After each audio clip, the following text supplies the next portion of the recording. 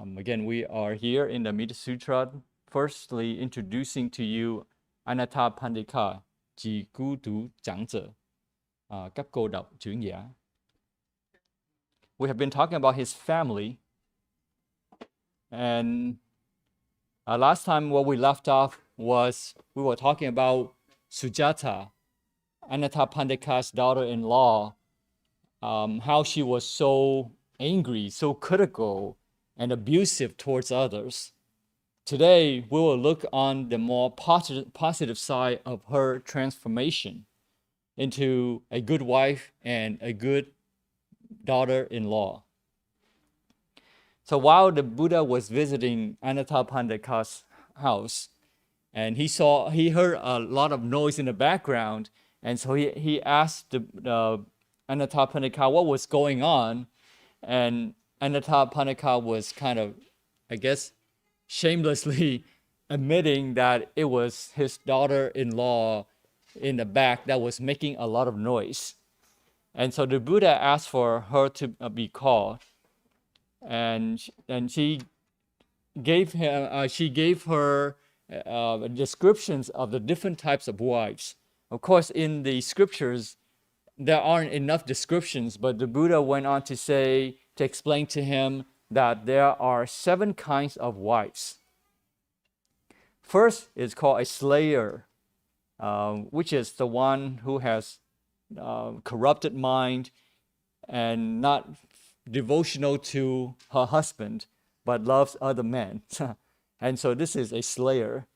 The other kind is called a thief, that her husband works very hard to bring money to the family, but she tries to keep some for herself. And then the other kind is called a tyrant, which is kind of rude and who has rude and fierce kind of behavior in his course speech. And she likes to dominate the relationship. The other kind is called motherly, who cares and sympathetic, just like a mother towards a son. And then the other kind is sisterly, who looks at her husband as a younger, somebody who cares like a sibling, like a brother or a sister. And the other kind is called a friend kind of wife. And that is where she always pleasing, just like friends, virtuous, devoted to her friends, like caring for her friends. And the other kind is called handmaid. And this is where she is free from, free of anger, afraid of punishment, but very patient towards the husband, and will carry out his wishes without any grudges against doing so. So those are the 7 types of wives that the Buddha explained to Sujata. And he concluded that the slayer, the tyrant, the thief, those are not very virtuous, and their behaviors would lead them to a lower realm, a hellish kind of world of misery. Whereas the wives like mother, sister, friend, and handmaid, they have firm virtues, they have self-control, and therefore, after their death, they are destined for a happy world, a happy location. And so the Buddha asked Sujata that of these 7 kinds of wives, which one she would associate herself with. And she replied that she would try hard to be a handmaid to her husband. So this shows that she has good roots, 善根,田根. When a person is said to have good roots, it means that he or she is receptive to skillfulness, 善业停业. And when that person is advised on a skillful deed or taught of the Dhamma principles, he may not know what they mean, but he is very open to and willing to learn. Open to them and willing to learn. And he may not be able to explain why he has such feelings, but deep inside him, he wants to believe, and he's convinced that by doing so, it is good for him. So that's good root, 田纲善根. But because it's just a root, it's still very fragile. It needs to be nurtured in order to grow into a tree or to produce flowers and fruits. A root can be easily destroyed if it encounters too much rain or too much sun or lack of it, not enough of it. Right? So a root is still, it's good, but it still needs to be nurtured. Just like our faith, 信心等等. Faith is not strong enough. If faith is not strong enough, it will not lead to commitment. The strength of faith grows because of understanding the principles. That's why we study the sutras. We listen to Dharma lectures to help us to understand, to develop that faith, to nurture the good roots that we have. And the good root, and our faith can die if we don't have sufficient understanding to back up, to substantiate our faith. So commitment and understanding, the heart and the mind have to go hand in hand in order to, to continue and overcome obstacles. When we take the three refuges in the Buddha, the Dharma, the Sangha, San Gui, Tam Gui, we reinforce our good roots. This creates the conditions for us to continue to meet the Dharma and spiritual friends in our future lives. So let's see what the Buddha has to say about the husband and wife relationship.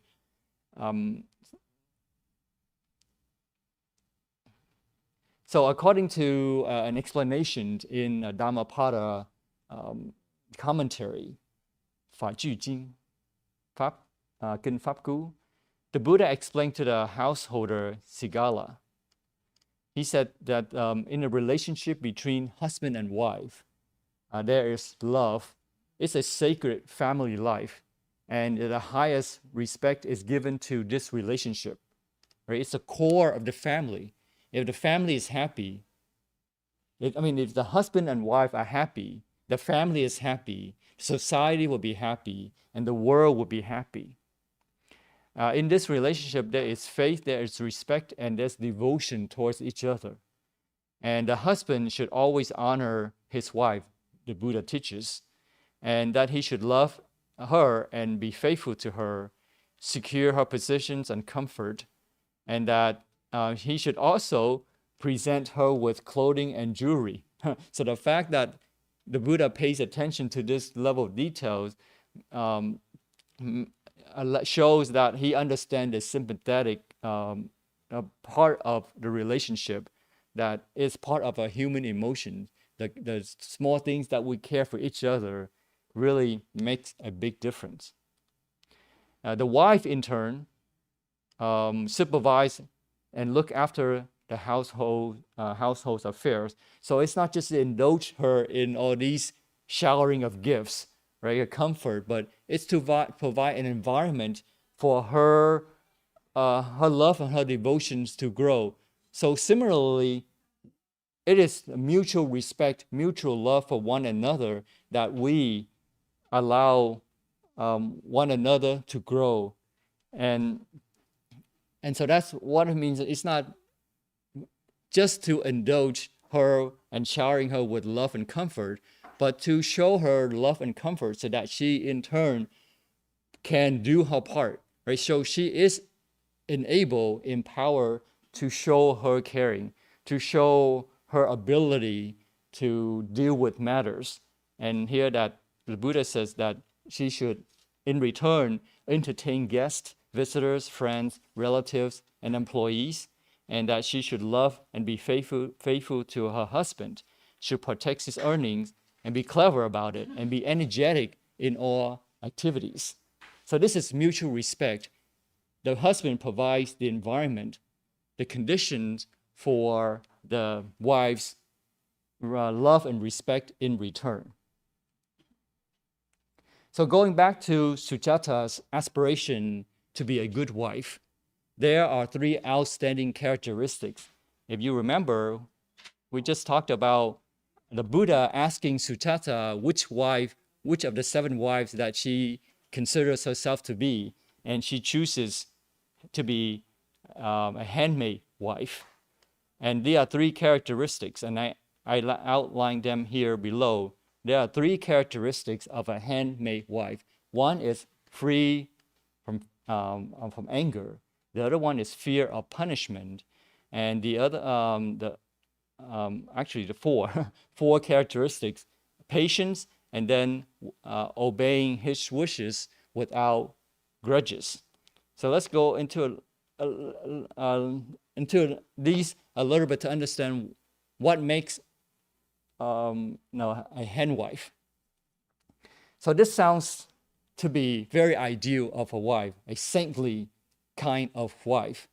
The first one is free from anger. So this characteristic is easy to understand, that anger can cloud wisdom.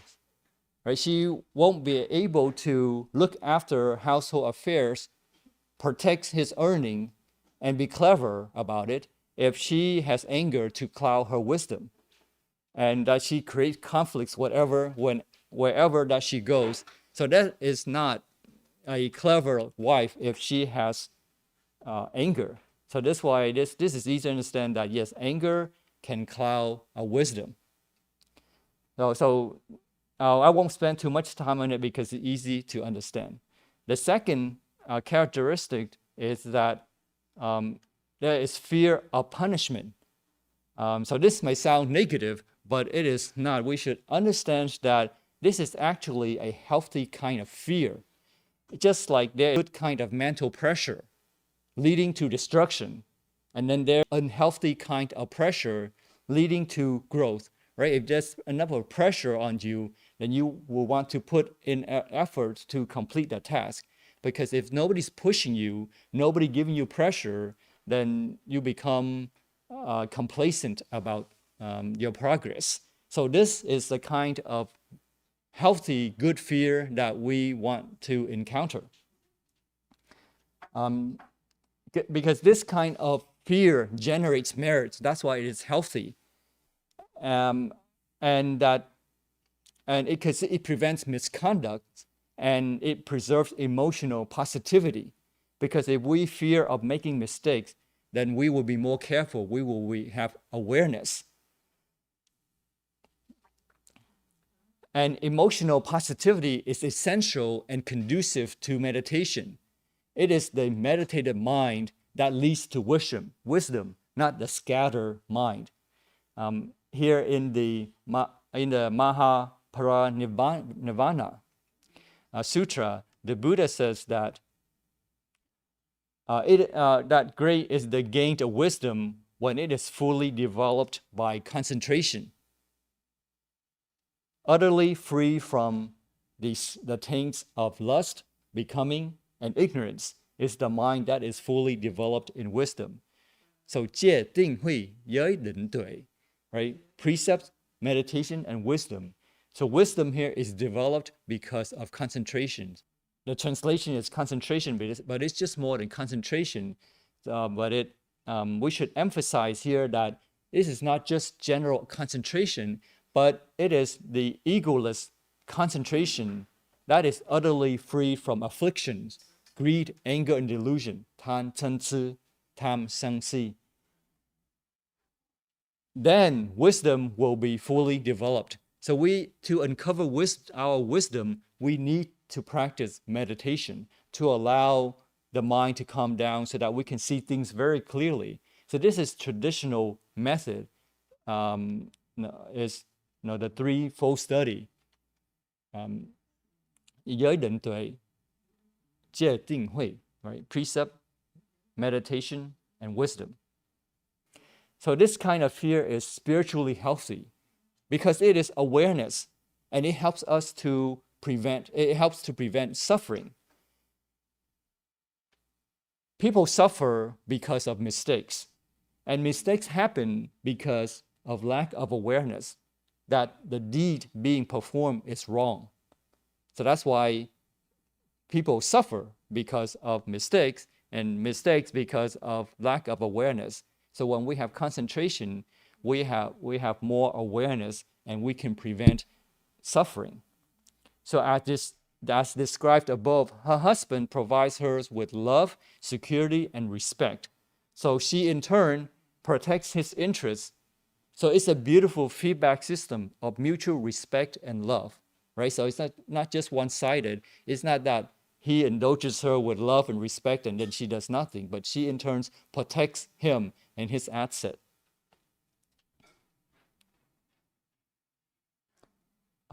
So because the bodhisattvas, bodhisattvas have uncovered the wisdom as a result of that, there is no fear. And this is an excerpt from the Heart Sutra, Xin Jing Tam Kinh. Okay. So then the next characteristics of a handmaid wife is patience, a patient heart.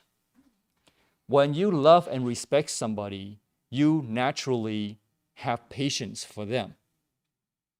If people need somebody without love, respect, and patience, they are treating him as an object, not as a human being. Right? I want something from you. I need you to satisfy my needs. So they can only see their own needs. They don't see the needs of others. And they can only see how he can satisfy their own needs. Just like a piece of candy in a wrapper. We can only see the sweetness of that candy, and when we enjoy the candy, we throw away the wrapper. We don't care about the wrapper anymore. But the wrapper is what protects the candy from contamination.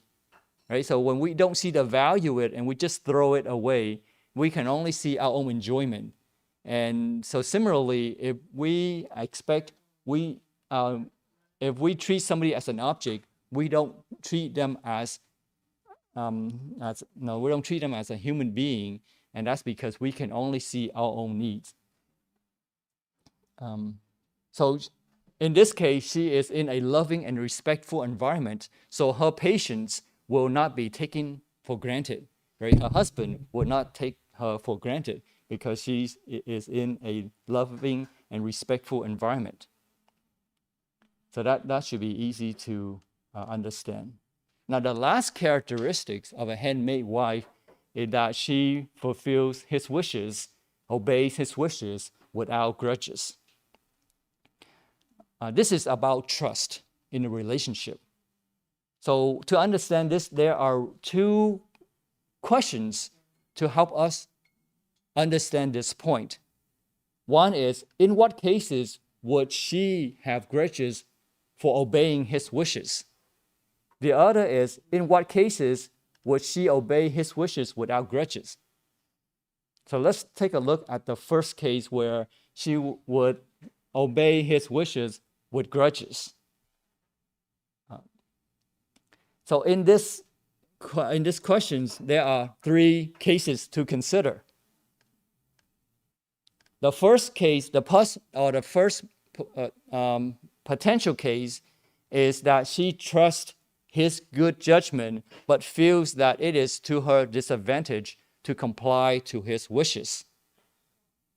She feels that it is her obligation as a wife to carry out his wishes in order to avoid criticisms of being a bad wife, right? So she does it grudgingly. There is no harm in his wishes for her to do the cooking, the laundry, and other house chores, but she would ask, why can't he do them himself?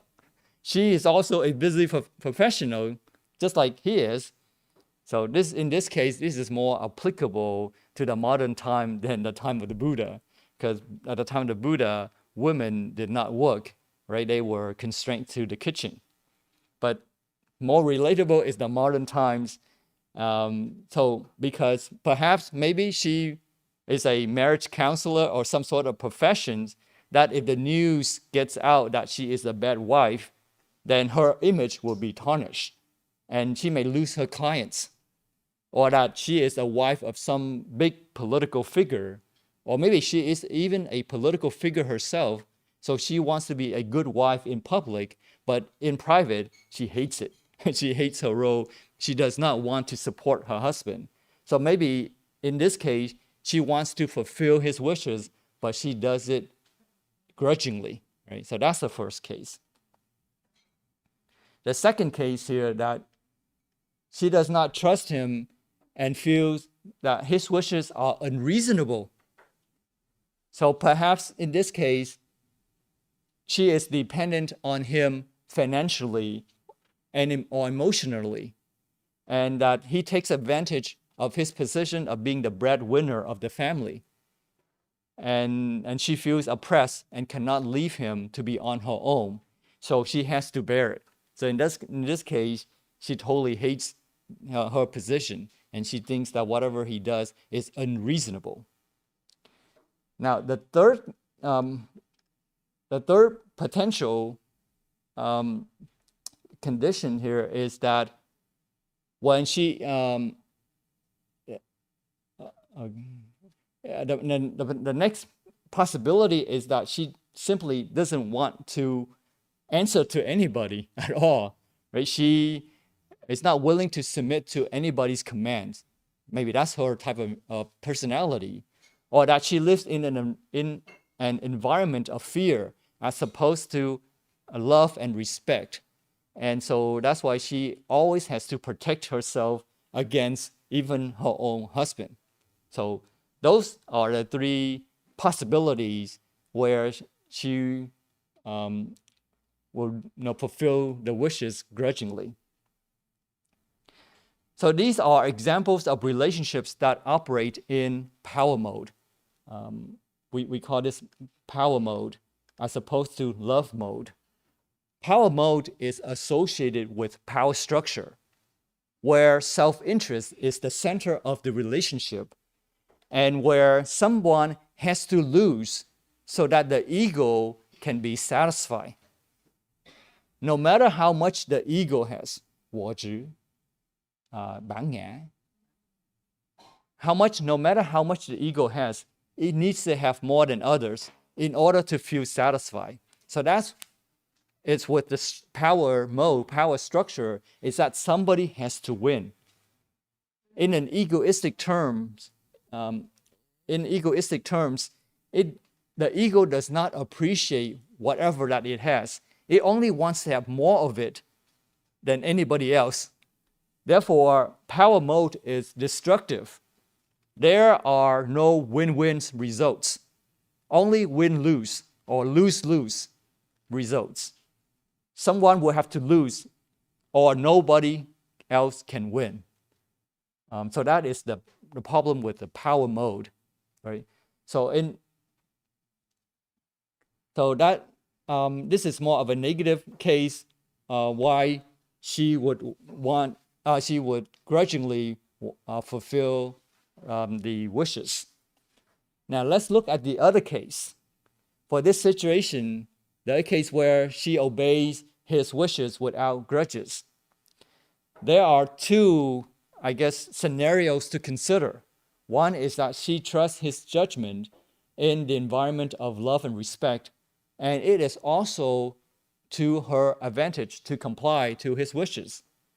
The other one is that she operates in the spirit of selflessness, 无我, vô ngã, or 菩萨道, Bồ Tát đạo.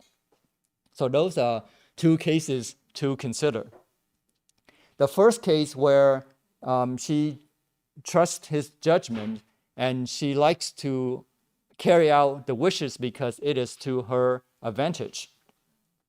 In this situation, her obedience is a natural response to her husband's wishes, because we are told, if you remember back up here, that the husband honors, respects her, provides security, comfort, and so forth. So she is in a very safe environment. So there is no reason for her to doubt her husband, and or obeying his wishes is something unskillful, 不聽,不善. Right? So she believes that carrying out his wishes is a good thing. So she trusts him. You can say that she puts herself in the hands of her husband. This is unconditional relationship.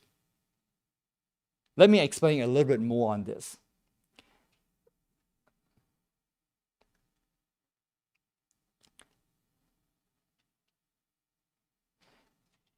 The idea of putting yourself in the hands of somebody else has to be understood properly.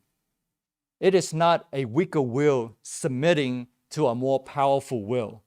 It's not like knuckling under or suppressing somebody, controlling somebody by putting yourself in somebody else's hand. That's not what it means. If it was, then resentment would follow, like the cases evaluated above, right? In the power mode cases.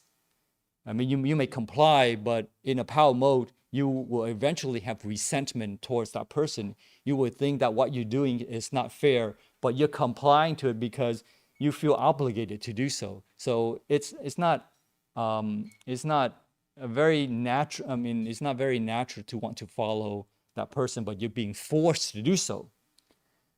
If you follow their wishes because you do not want to offend them, then it is not putting yourself in their hands. You can only put yourself in another person's hands if you are convinced that they operate in accordance with the love mode, 慈悲, từ bi, not the power mode. You are not just giving them an opportunity to order you around or to push you around. So there is trust in that relationship. And trust is something that develops over time. At the beginning, you may think that that person that you think you trust knows more than you. You admire them, and that they are more experienced, or that they have certain skills that you would like to acquire. You want to learn from them. But this is not putting yourself in their hands. You just admire them, and you're only making good use of them, their time, like they're training you, admittedly in a positive manner, in the interest of your own development. So that's not putting yourself in their hands. You want to learn from them. You admire them. Putting yourself in the hands of another person is much more existential because it impacts your livelihood in a more serious way when you put yourself in somebody else's hand. And you can only do it when you really feel or see that that person is operating in accordance with the love mode, not the power mode. Does it make sense? Right? So there's a difference between admiring somebody versus putting yourself in somebody's hands for guidance. When you may have a major decision to make about life and you can't decide what to do, you might look around for a higher authority or somebody who has more experience to make it for you. But if you put yourself in the hands of somebody in this way, it's quite another matter. Putting yourself in the hands of others affects your life in a more serious way. When she obeys her husband's wishes, it is based on love mode. And when she acts on his wishes, she goes beyond her own egoistic type of functioning, in the sense that she is accepting it from him rather than initiating it herself. And that requires a great deal of openness, So she is following his wishes and not acting on her own. So she is putting herself in his hands by doing so. She just carries out his wishes. Putting oneself in somebody's hands requires trust. For example, you may trust a doctor or a lawyer in their field of expertise.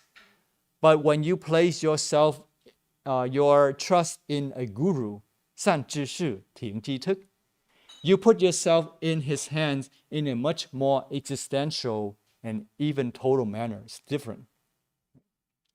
So it is best to be cautious about trusting anybody who is too anxious or too eager to tell you what to do, as opposed to just giving you a friendly suggestion, right? They want you act on it right away. In other words, they're probably looking to control you by, having you to follow their instructions.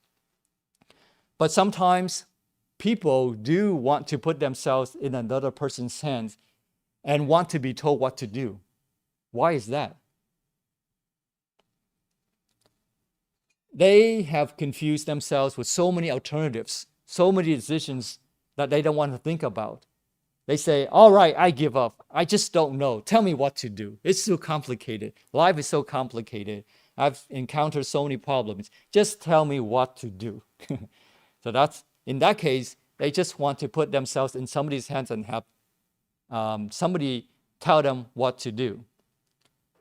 When somebody says, do this or do that, if you have sufficient confidence in that person and you trust them, you will happily act on whatever they say. But when they tell you to do it, you are freed from your uncertainty and enabled to act. That implies, again, that you really have put yourself in their hands. You just act on it. So this is either irresponsibility to oneself or unconditional relationship. Irresponsibility to oneself is not to think for oneself, but wanting others to take care of them. For example, they like the idea of a personal God, where God will take care of everything for them, every aspect of their lives. Whatever happens, it is God's will, and they have no say in it. So, and so, in other words, they don't try to be better. They say it is God's will. There's no point in me trying. Or instead of owning up to their mistakes and correct their mistakes, they blame it on God because God is responsible for everything. So that's putting their lives in somebody else's hands, but in an irresponsible way. On the other hand, in an unconditional relationship, you have removed all your defenses. You have distrust. If you are in this position of being told what to do by somebody else in this way, you are very fortunate because life will be much easier because they give you proper direction. You just need to listen and you get to your destination. The trouble is that there are only too many people around wanting to tell others what to do, simply as an exercise in power. So one should use one's discrimination, 分别智慧, 分别trí tuệ, and not put oneself in the hands of people of that sort. So I'm not saying, what I'm saying here is that I'm not saying that don't trust people, but we should rely on people responsibly. We should understand the situation that we are in order to assess whether we should rely on ourselves or rely on others so that we don't get taken advantage of. But what do I mean by this, to be responsible or to avoid irresponsibility? There are 4 possibilities. One is unreasonable independence. 2 is reasonable independence.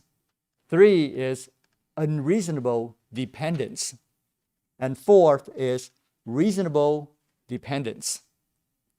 So first, unreasonable independence. Unreasonable independence is when a person insists on being independent in situations in which it would be more beneficial for him to be dependent because other people know better than he does. For example, let's say about illness, getting sick. They'll say, oh, I know what's wrong with me. I know the best treatment for myself. And then start to dose themselves with different medicines instead of going to a doctor to get it treated. Right? So this is unreasonable independence. Or when a person is an elderly and he cannot drive, but he insists on driving himself because he wants to do things himself. He wants to be an independent person. And then so he hops into the car, drives away, and boom, crash. So that is unreasonable independence. In the same way, with spirituality, spiritual practice, a beginner may say, oh, I know what's good for me. I know how to meditate. I don't need a teacher. I can understand things perfectly for myself. So that's unreasonable independence. So in fact, he's not even being independent. He is being dependent on the very person that he cannot depend on, himself, right? You see, he makes unreasonable decisions. So that's the first one, unreasonable independence. The second is reasonable independence. Reasonable independence is where you are quite capable of being independent, and you have genuine understanding of things. You have the ability to do so. So we should not depend on others when we are able to do things ourselves. So this is reasonable independence because we are capable of taking care of ourselves. The third is unreasonable dependence. Unreasonable dependence is when we expect others to do everything for us, even though we are quite capable of doing them ourselves. There are people who expect gurus, 善知识, 停机thức, to give salvations and everything else without them putting in the efforts to do anything about it. So that's unreasonable dependence. The fourth scenario is reasonable dependence. In this case, it is when we give ourselves into the hands of another person, trusting that they know better than we, with the confidence that they act from the love mode rather than the power mode, and that whatever they tell us to do will be truly for our spiritual benefit. We usually are dependent upon others for material things. This is reasonable dependence. Even if we have money and we can go out and buy things, but we are dependent on others to make things for us, right? You want to have dinner, you may have some vegetables grown at home, but normally you go to the market to buy things. And who supplies those things in the supermarket? Somebody else, right? So most of our lives, we don't grow things ourselves, but we depend on others to provide us things. So depending on others for material things, it is reasonable dependence. We are dependent on others for knowledge. We don't write the books that we read. We may be even depend upon others for inspiration, right? We come to a spiritual community, 僧团, 帮党, so that we become inspired by others. So that is reasonable dependence. Within this scenario, there are two things I want to point out. That is, there are two areas of legitimate dependence. One is legitimate, reasonable dependence, but there's legitimate dependence and there's illegitimate dependence. It is not legitimate to be dependent upon others for happiness, that we always need others to be around us, cheering us up. That is unreasonable. That is illegitimate. And it is not reasonable to expect from others what they are not capable of giving. Right? That is illegitimate. So whereas legitimate dependence is where we ask for help and they give us some pointers and we act upon those pointers. We put in the efforts. So they are getting us started, but the rest of the journey is for us to get to our destination. We should not expect them to carry us to the end. So that is not legitimate. So in short, anything that we are capable of doing, we should be doing it ourselves. Anything that we don't understand, we should be asking for help. So that is reasonable. So we could say that the wife is following her husband's wishes because she is being reasonably independent or reasonably dependent. It could be either way. She is being reasonably dependent because she trusts him and follows his wishes. Whatever he tells her to do, she just follows because she is not capable of doing those things herself. Like running a business, how to protect his assets. She will tell her to do this, to do that, and then she just carries out his wishes. But she could also be reasonably independent, where she knows exactly what's wrong and what's right, and she goes and does it herself. Right? Her husband tells her, do this, and then she knows how to do it. So that is being reasonably independent, because she is capable of doing so herself. So that's the first case. The second case is that she operates in the spirit of selflessness, 无我不我, or Bodhisattva ideal, 菩萨道, Bồ-Tát đạo. Knowing that carrying out his wishes will benefit herself and others. And so she goes and just does carries out those wishes. So these are examples of relationships that operate on mode of compassion or loving kindness, a love mode, not power mode. So we spent some time talking about these points to help us understand ourselves better and to build better and reliable relationships, to build trust and to avoid unreasonable dependence or unreasonable independence that can hurt us in the long run. So going back to this paper here, talking about women, there is a term in Buddhism called Mateyata. This means attentions and good conduct towards mothers, towards womankind. So in Buddhism, women have a unique position, and they are provided privileges to grow spiritually. And the Buddha gave women full freedom to participate in the religious life.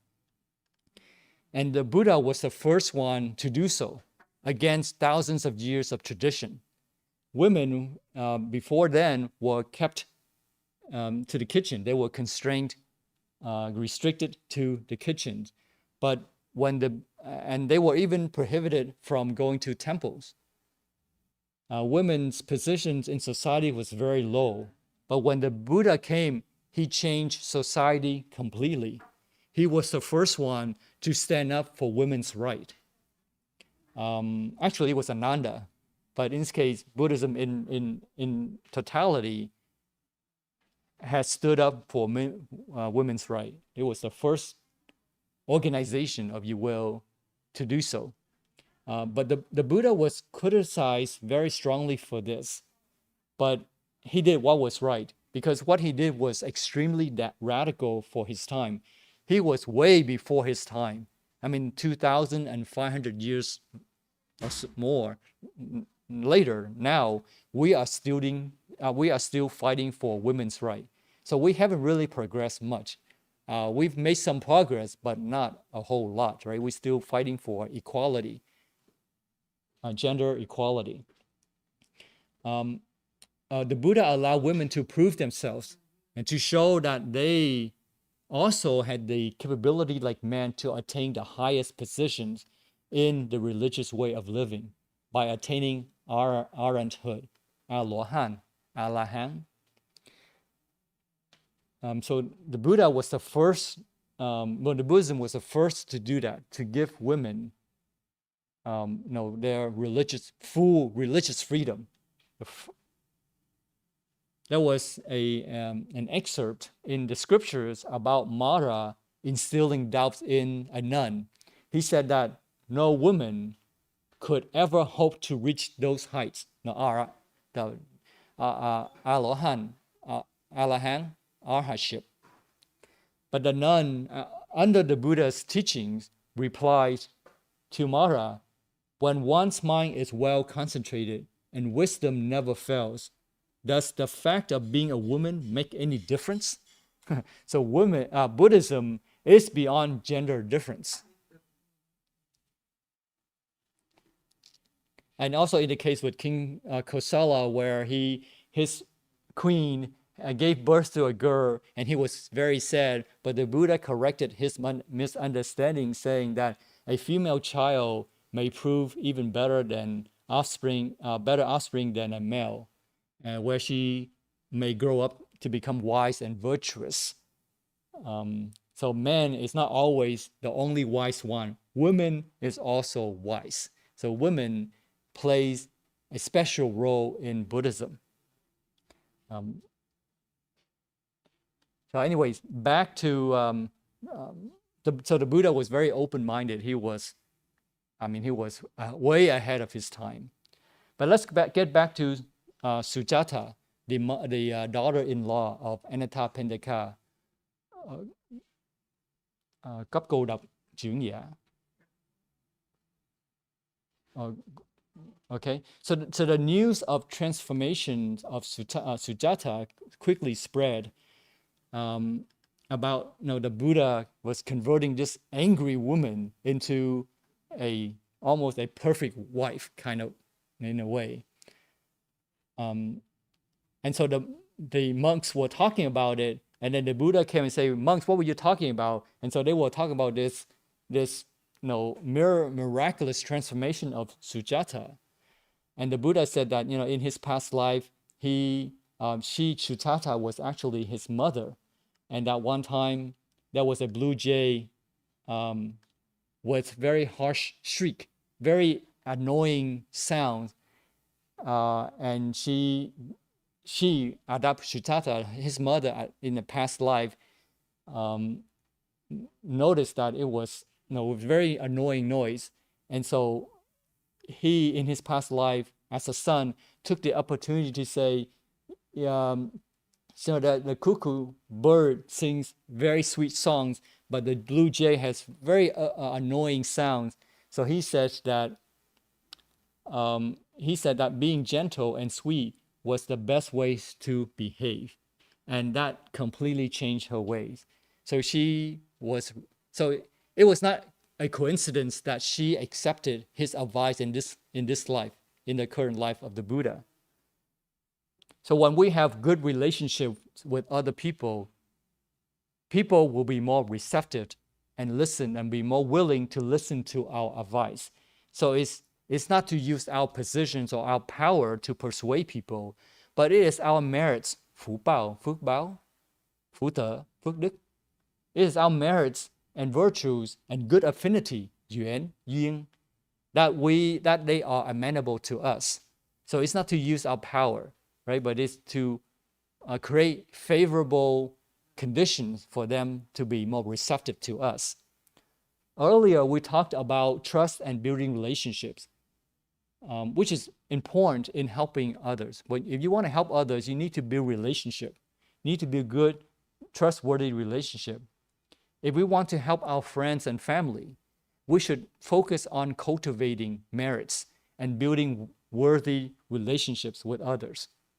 Right? So this is what we have talked about with Sujata, is to build that relationship. Right? So we spend a lot of time because we want to build that relationship. I'm afraid I won't be able to finish the next story, which is about the nephew of Anathapindika. But let's just go forward. I think I could do this in 15 minutes. So let's do this. So the nephew here, he was born into a rich family, and he totally took his situation for granted. He lived a wild life, squandering, drinking, and gambling everything away.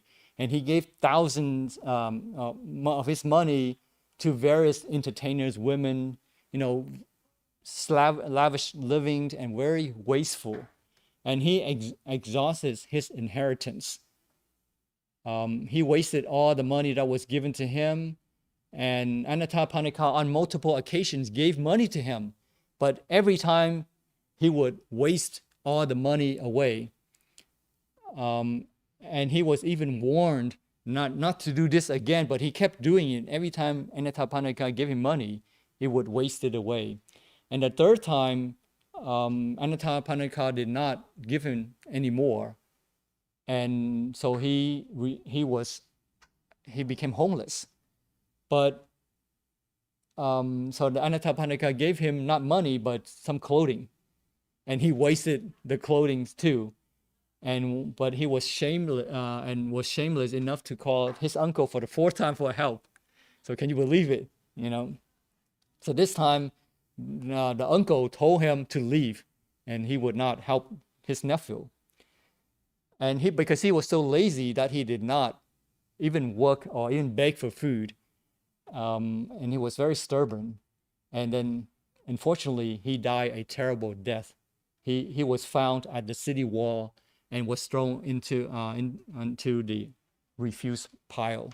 So he died at the end. Anathapindika was very upset about this. He went to the Buddha and asked. The Buddha said that there was nothing that he could have done to prevent the sad ending. And the Buddha says that not only in this lifetime, but in his past lifetime, that he could never be satisfied, and he was wasteful, in his past lifetimes as well. So from this story, we can learn a couple of things. One is that we often heard about if you don't practice giving, 不施 bodhi, then you'll be poor. But it's not. Besides not practicing giving, that one faces poverty, but being wasteful and indulgence can also deplete one's merits. 耗盡福報, right? hướng tận phước báo của mình, and which will lead to poverty. When one's merits have been completely exhausted, it leads to death. When we have merits and we desire to live, then our lifespan continues. But when we have exhausted our merits, suffering comes. This is why we are often encouraged to cultivate merits, 修福, 度福, so that life can be more pleasant, generally speaking. So whether it's a small purchase like buying some clothing, or a big purchase like buying a house, or even to a country wanting to wage wars on another country, we can say that merits are karmic rewards, 福报, 福报, of a person or a group or even a country is extremely important. Marriage is important. And if not the utmost important factor, considering the environment, in deciding whether that person, the group, or the country will win or lose. So merit is critical. So whether what we do in the activity is wrong or right, moral or immoral, is subject to debate, but it's not of a concern of a talk today. We're just speaking in general that is the natural way that things happen. So is there a way to evaluate whether we have depleted our merits? So that's what the questions that we want to ask to learn from this nephew, that had he learned from the Buddha, or had he received the advice from his uncle, he could have cultivated merits to prevent his merits from being depleted, right? So the question here is there a way for us to detect whether we have enough merit to engage in an activity or not? And how do we know that we have depleted our merits? How do we know that we have enough merit to be successful? And how do we know that we have no chance at all to be successful? So that's the question that we want to answer today in the next 10, 15 minutes. If you allow me, I'm going over, but if you have the patient heart, you want to wait for this exciting answer. So let's give an example. Let's say that we want to buy a new car. And in the process of buying the car, towards the end of the process of the purchase, we start to feel anxious, uneasy. We're scrambling to check our bank account to see whether we have enough money to buy the car. That is a sign that we are lacking merits to purchase the car. 不够福报，空如福报. So when we feel anxious about something that we're about to do, then we know that we don't have enough merit, karmic rewards.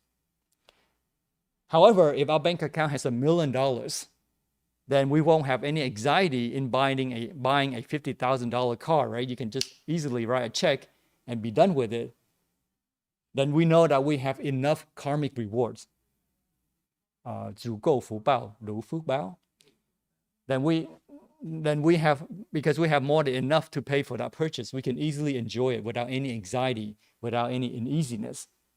Or when you walk into a negotiation and you feel very confident about it, you've done your homework and you know exactly your position and the other people's positions, and you know how to achieve a win-win situation, or at least a win situation for yourself, then you can say that you have enough merits to take on that negotiation. Does it make sense? You feel very confident about it.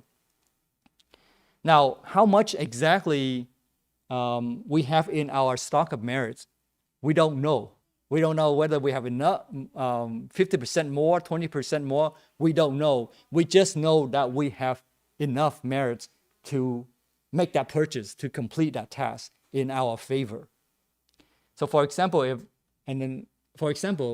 person who wants to open a business and he doesn't have the capital and he is not qualified for a business loan that he needs. So what does he do? He taps into his own home equity. He opens a home equity line of credit, a HELOC. So he puts his house up as collateral for his business. So on the surface, it looks like his merits have grown because he has a house and now he has his own business. He's no longer an employee, but he is now the boss, right, of his business. People compliment him and he feels good when being called a boss. So he is approaching the danger zone of running out of business because he's depleting his merit by converting his stock of merits, 福报, into emotional and physical satisfaction, 享受, 恒头. So he's using his merits. So I knew of people when they were young, they would tap into their 401k accounts to buy their dream cars, which are terrible investments. So that's one way of depleting merit. This is just the principle of karmic influence and not a math problem. So don't try to work out the numbers. Generally speaking, excluding any kind of bodily illness that may make us feel uncomfortable or unhappy, when we are in situations that we feel confident and we feel good about ourselves, then we can say that we have enough karmic rewards to support whatever that we are pursuing. If we feel anxious and inconfident all the time in the dealings with other people, then we may be lacking merits to do so. Right? We should not feel anxious. We should not feel uneasy, but we should feel confident and we should feel good about ourselves if we have enough merits. If our karmic rewards are small, but our enjoyment is big, just like this picture, just like a little boat in a very turbulent, a rough sea, it can easily flip over, meaning that it can easily lead to indulgence and harm to ourselves if our merits are small, but our enjoyment is big. Right? So this was what happened to the nephew of Anathapindika, cấp cô độc trưởng giả của長者. He exhausted his merits and kept going more and more into the deficit. And in the end, he had to pay it with his life and a horrible death. Had he taken his uncle's advice, this could have saved his life. And in fact, he could have gained enlightenment by, under the guidance of the Buddha. So then, how do we know we have? So we talk about how we know that we're about to run out of merits is when we feel anxious. In the process of that activity, that we feel anxious, we feel uneasy. That is to know that we have run out of merits.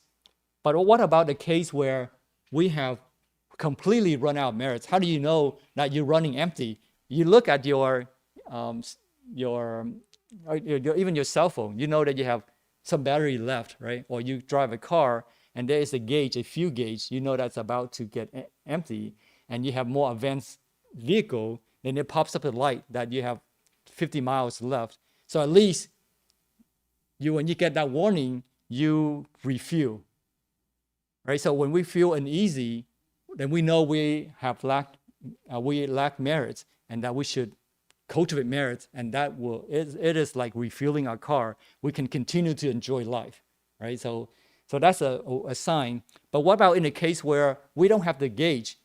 We only have our feelings, but how do we know that we have completely exhausted our merits? 完全耗尽福报，枉斷何等福報của mình. How do we know that we have completely depleted our merits and to avoid great harm happening to us? For example, you have done something great. You are a volunteer in a non-profit organization, and people express their gratitude and thank you for your good work, and you feel joyful inside. It is natural to respond when people compliment you to feel joyful. And there's really no real harm in that. However, without awareness, if you feel self-satisfied, 自滿,tự滿, you feel very self-satisfied. You feel like, yeah, I am a good volunteer. You keep thinking about the compliments, and you start to believe that you are really good about what you do. And you become really proud of your accomplishments. Now danger is lurking, waiting to hurt us. So when we are proud, we stop learning, we stop making progress. But it's not too bad here. The damage can still be fixed. It's not too bad. We have 3 more miles left, right? And if we ignore the sign that says exit here, half a mile to get to a gas station, the next gas station is 50 miles, danger is occurring. Now we are in trouble. We have completely depleted our merits.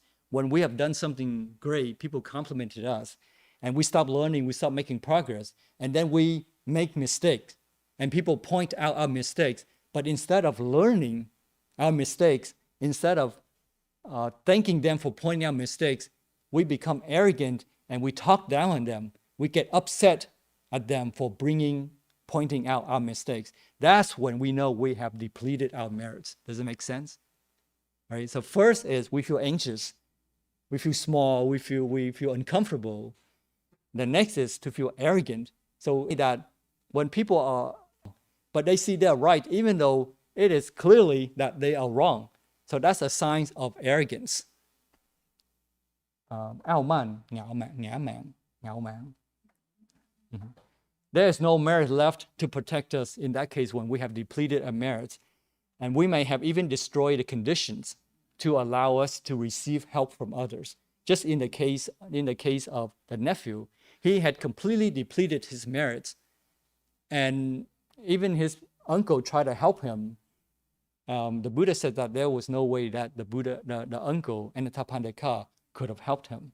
He was lazy, stubborn, and he looked down on other people. The scripture didn't say that, but I'm sure we could interpret that he didn't think he was so worthy that he didn't want even to beg, right? So he looked down on people essentially. So he was born into a rich family with an uncle who had gone out his way to help him, but he was not able to be helped because of his arrogance. So he essentially had destroyed all conditions to be helped. Even the Buddha was nearby. He could not even leverage, right, the compassion, the help from the Buddha. All right, so let's summarize what we have talked about today. The Buddha explained to Sujata, the daughter-in-law of Anathapindika, 7 different kinds of wives. When she heard about the characteristics of the handmaid wife, being anger-free, afraid of punishments, having a patient heart, and without grudge in obeying her husband's wishes, she immediately associated herself with that kind of wife. She was able to cultivate meritorious characteristics of being this kind of wife because her husband provided her a loving and a secure environment for her to do so. And so in return, she was able to develop those virtuous or meritorious characteristics. So this topic taught us about understanding ourselves better and to leverage help where we need and to avoid unreasonable independence and unreasonable dependence. We also noticed that women have a special place in Buddhism. Gaining enlightenment has nothing to do with gender. Male or female, all have capability to achieve what the Buddha had achieved. Then we talked about Anathapindika's nephew, who was unfortunate enough not to benefit from the Dharma. He did not benefit from Anathapindika's guidance, and certainly he did not benefit from the Dharma, the Buddha's teaching. He depleted his merits through meaningless worldly enjoyment, indulgence, and later died from a terrible death, and his body was thrown into a refuse pile. He had depleted his merits to the point where there was nothing that Anathapindika could have done to save him. So had he listened, he could have been saved. So that led us to the topic of how to know about depleting, whether we have enough merits to engage in a certain activity or a purchase, or how to know that one has already depleted one's merits. So we should learn from the running out of fuel. You should exit immediately and refuel before you run out of fuel. Okay? So that completed the topic on Anathapindika's family members. We talked about his family members, immediate family members, and then extended family members. Next time, we will talk about Anathapindika's associations and friends and see what we can learn from his interactions with them.